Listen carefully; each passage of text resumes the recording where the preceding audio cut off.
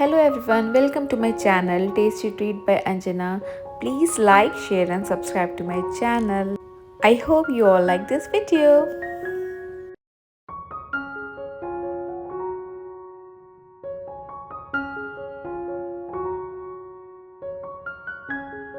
Hello. तो almost 1 बजने वाला है काफ़ी, तो हम मामा और नाना से मिलने शॉप पर जा रहे हैं। पास में ये बहुत दूर नहीं है गाइस। हाँ, हम मामा के साथ पे जा रहे हैं। हम जा रहे हैं मेरे डैडी से और भाई से मिलने शॉप पे। बहुत दूर नहीं है, पास में ही है। तो क्या कितना मिनट का डिस्टेंस है हमारे गाँव से? 20 मिनट का डिस्टेंस है, तो हम पहुंच जाएंगे। बीच में मेरे मम्मी डैडी का गांव भी आता है, लेकिन हम आज सीधा जा रहे हैं शॉप पे।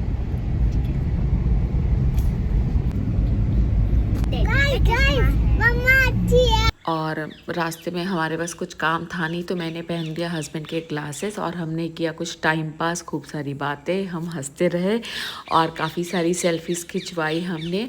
और इसी तरीके से 20 मिनट का ये रास्ता कट गया और फिर रास्ते में हमें लगी भूख, तो हमने खाए वेरी क्लासिक पकौड़े, जो हमारे यहाँ हर जगह अवेलेबल होते हैं। हर 2 दुकान के बाद तीसरी दुकान तो होती है पकौड़ों की और समोसों की।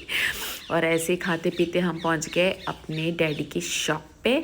तो शॉप दिखाने से पहले मैं आपको दिखा रही हूँ ऊपर जो फर्स्ट फ्लोर पे घर बन रहा है। तो मेरे मम्मी डैडी अब यहाँ शिफ्ट होने वाले हैं थोड़े दिन में। तो ऊपर का जो फ्लोर है, नीचे शॉप है और ऊपर बन रहा है घर। तो मैं आपको वहाँ का एक छोटा सा ग्लिम्स दिखा देती हूँ। तो अभी अंडर कंस्ट्रक्शन ही है। होपफुली जब मैं नेक्स्ट टाइम विज़िट करूं तो ये बन जाए।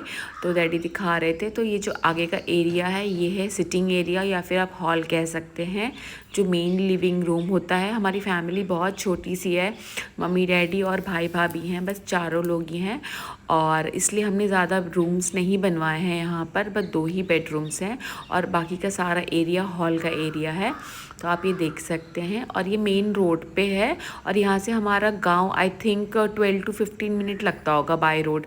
तो भाई और डैडी पूरा दिन शॉप पे ही रहते हैं, मॉर्निंग से लेके शाम तक।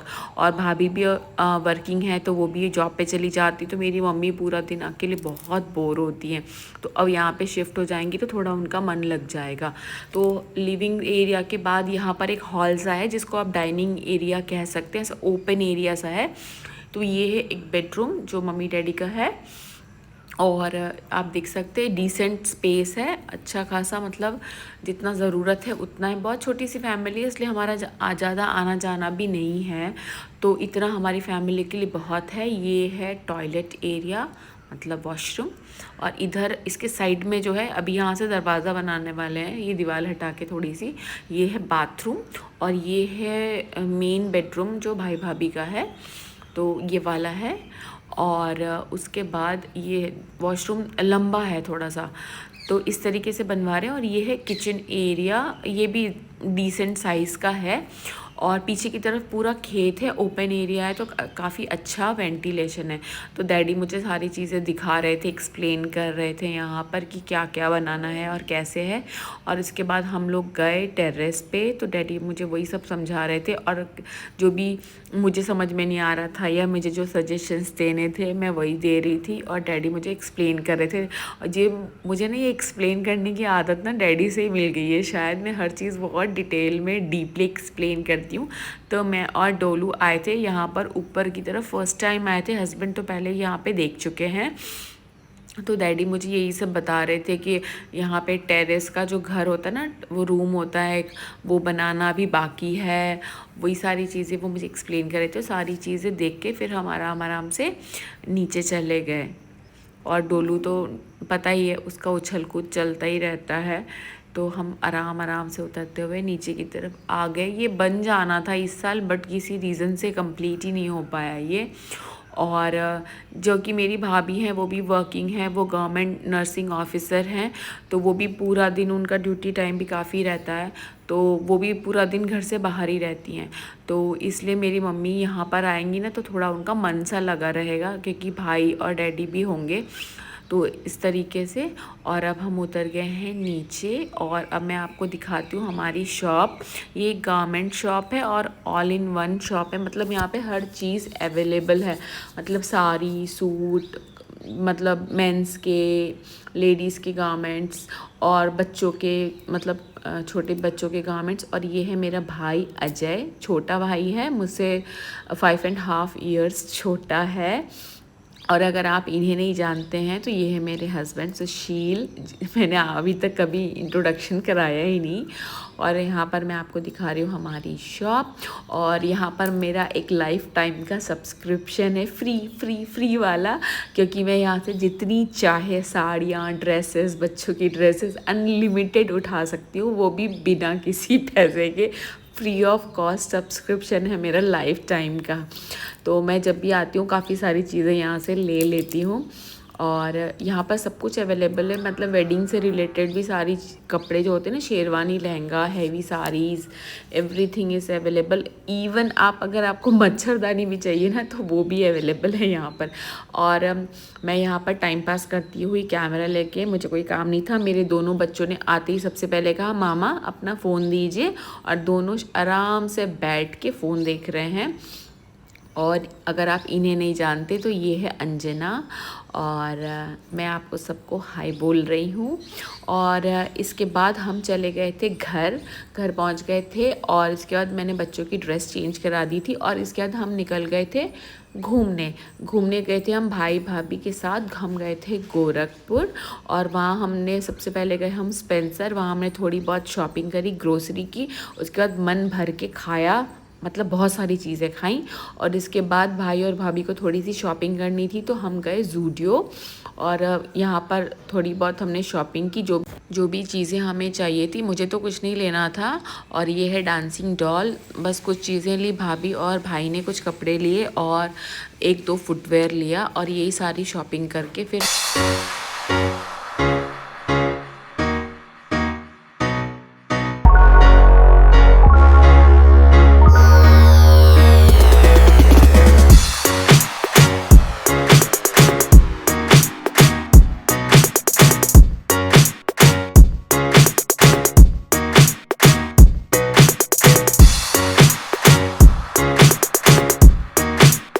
घर आने के बाद ईवू नानू के साथ बैठे हैं, और नानू ने इतनी कोशिश की जामुन खिलाने की, लेकिन उसने एक भी नहीं खाया। और फिर मैंने भी बहुत एंजॉय किया। ये घर में, मतलब घर के जामुन है, घर के पेड़ से टूटे हुए, मार्केट से नहीं खरीदे थे। तो मेरे चाचा के घर से आए थे ये, और हमने इसमें नमक डाल के रख दिया था। और ये इतने टेस्टी थे ना, मतलब माउथ वाटरिंग था, इतना सॉफ्ट था। और जामुन एंजॉय करने के बाद मैं गई भैंस से मिलने। मैंने भैंस को बोला हेलो, और उसके बाद मैंने बेबी को बोला हेलो। और यहाँ पर मैं आपको दिखा रही हूँ मेरी मम्मी का, आप किचन गार्डन बोल सकते हैं या फिर छोटा सा बगीचा बोल सकते हैं।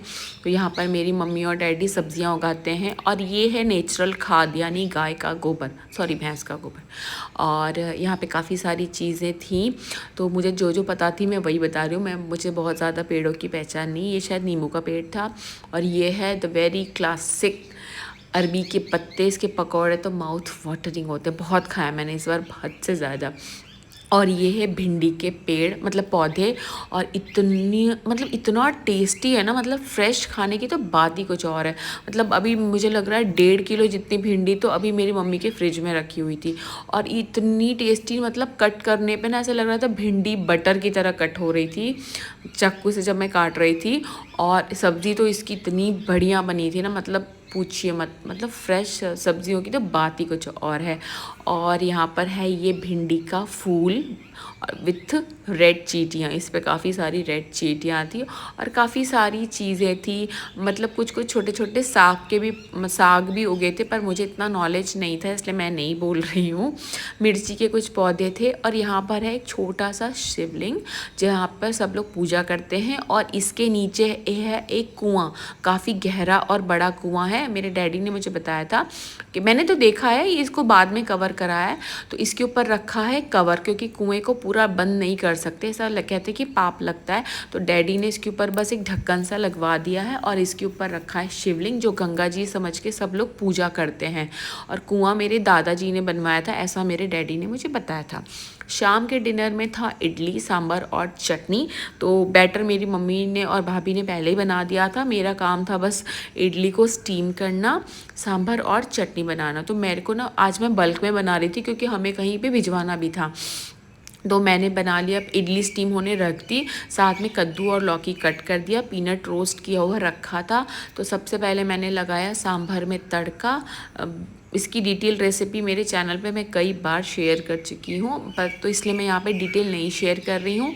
तड़का लगा के सब्जियों को अच्छे से भून लिया है। नमक, हल्दी, लाल मिर्ची पाउडर, सांभर मसाला पाउडर यहाँ पर ऐड कर दिया था। साथ में ऐड कर दिया था बॉइल्ड तुअर की दाल, और लास्ट में मैंने ऐड किया था इमली का पल्प, थोड़ा सा गुड़, और बहुत ही यमी सा खट्टा मीठा सा सांभर, इडली और चटनी बनके रेडी है। ये थी मेरी प्लेट।